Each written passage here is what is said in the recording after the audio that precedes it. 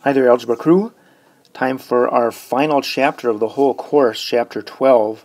Again, I think you'll find this to be fairly tough stuff as we plod along here, but hang in there. The end is in sight. See if you can finish strong. So Chapter 12 is on rational things.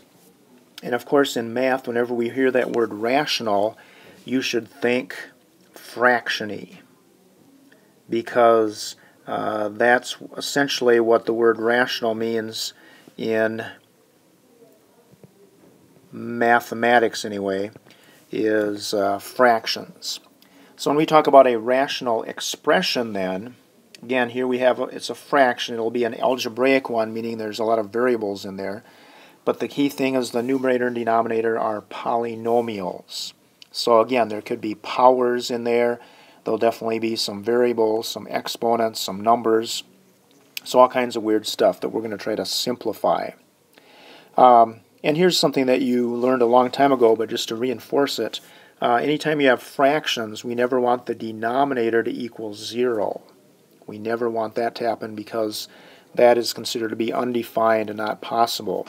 So any values of variables that causes that to happen, those are called excluded values.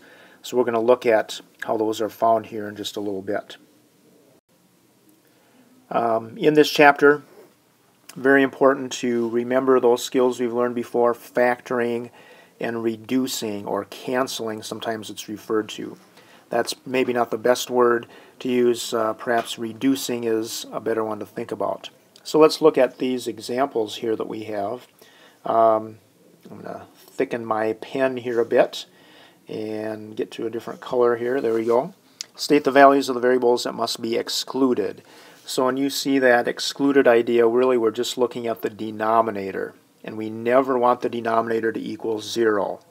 So if I look at my first one here, is there anything in the denominator that would make it equal to 0? And sure enough, you see that r could be 6. So when we talk about variables that are excluded, there would be our answer right there. We say that r equals 6. We don't want it to be 6. And then that would be one of our values. Sometimes the answers may write it like this, that we don't want r to be 6. That means not equal to. All right, let's take a look at another example here.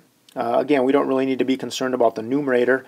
Notice on the denominator of our second one here, that looks like a trinomial, and I bet we can probably factor that.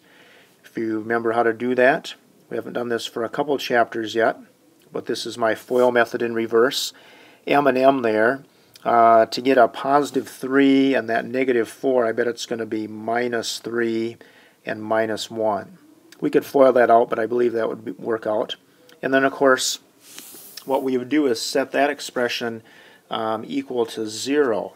And so we would not want M to be either 3 or 1. Again, anything that would make that denominator equal to 0, we do not want. We do not want to consider. All right? In our last example here, you may recognize the denominator here, this k squared minus 64, as k minus 8 times k plus 8.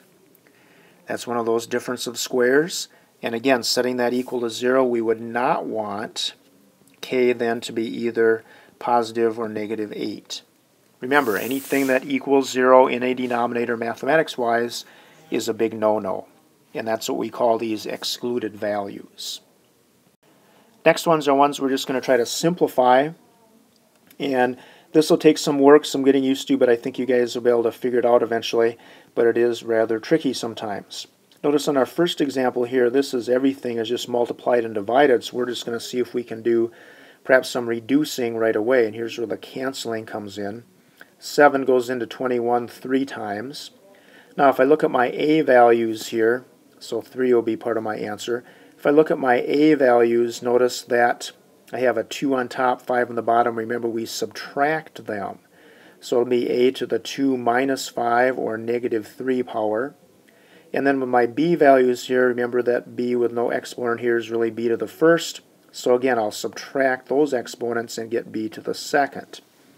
Now, it may be helpful for you to rewrite this a little bit. Remember that any negative exponent really is positive in the denominator. So here's the way that should officially look. A to the negative third is the same as a to the third. Now if we think about those excluded values again, well, the only thing we have in the denominator is a, so certainly we would say then that a cannot equal 0. That would be an excluded value there. All right, let's look at next example here. 3n over n times n plus 5. Now, can I do any, it's already in factored form essentially, so I can't do anything more there. Can I do any reducing or canceling? And we'll keep harping on this again and again. The only time you can do that is when things are multiplied or divided. So here, I can reduce or cancel out one of these n's because they are multiplied and divided on numerator and denominator. So I have 3 over n plus 5 will be my final answer.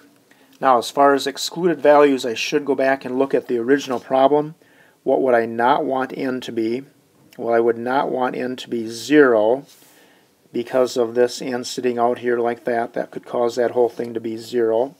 And the other thing I would not want n to be is negative 5, because negative 5 put in place of this n would also give me 0 for that denominator. All right, let's look at the trickiest one here now.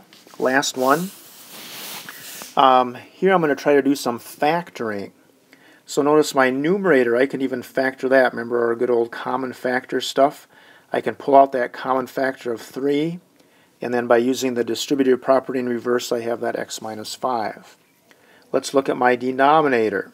Here's a trinomial. I bet I can group it like this. So x here and x here. And then I just have to kind of run through the different combinations in my mind here. I believe it is going to be minus 5 and minus 2. If I FOIL that out, that's going to work. Now, do you see anything that you can reduce or cancel out here? Well, everything is multiplied and divided, especially in these parentheses. So I can essentially cancel out that x minus 5 in the top and x minus 5 in the denominator. And my final answer then will be 3 over x minus 2. My excluded values, I still need to go back to the original, so I would not want x to be either 5 or 2. Tough stuff, and we'll keep working on this the next several days, certainly, various types of problems like that. Slide here. These can be kind of brain teaser type problems a lot. Lots of algebra along here, but don't get your feelings hurt if you get teased by these problems. I'm confident you guys can persevere and finish this chapter and this whole course strongly. All right, so we'll see you guys in class. Bye now.